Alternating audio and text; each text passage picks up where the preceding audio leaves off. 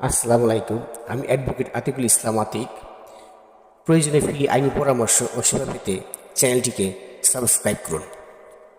আয়কর রিটার্ন জমা দেওয়ার সময় যে 7টি বিষয় অবশ্যই আইনিভাবে মনে রাখা জরুরি। 1.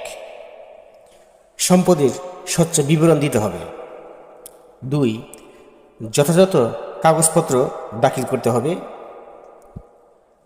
রিটার্ন ফর্ম খুব স্বচ্ছতা এবং দায়িত্ব সহকারে পূরণ করতে হবে।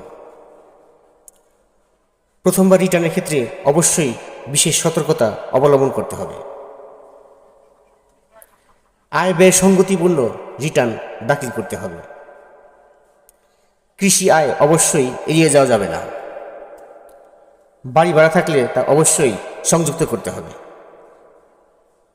এই 7টি বিষয় অবশ্যই রিটার্ন ফর্ম পূরণের সময় খুব যত্ন নিয়ে খেয়াল করে